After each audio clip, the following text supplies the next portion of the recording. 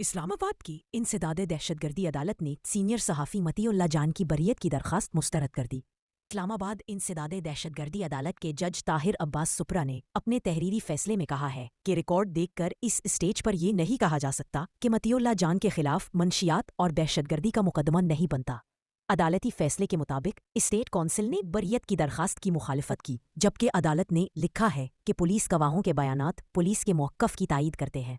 फैसले में कहा गया है कि प्रोसिक्यूशन के मुताबिक रात 2:15 बजे मारगला रोड पर मतीउल्लाह जान की गाड़ी की टक्कर से एक पुलिस एहलकार जख्मी हुआ, जिसकी मेडिकल रिपोर्ट भी रिकॉर्ड पर मौजूद है। अदालत ने मजीद कहा कि मतीउल्लाह जान की गाड़ी से 256 ग्राम आइस बरामद हुई, जिसे कब्जे में लेकर रिकॉर्ड का हिस्सा बनाया गया। फैसले में यह भी लिखा गया है कि मतीउल्लाह जान ने मौके पर एक पुलिस एहलकार से राइफल छीनने और धमकियां देने की कोशिश की। अदालत के मुताबिक मंशियात के मुकदमात में पुलिस एहलकार भी काबिल एतमाद गवाह हो सकते हैं, लिहाजा इस मरहले पर बरियत की दरखास्त मंजूर करने की कोई माकूल बुनियाद नहीं बनती।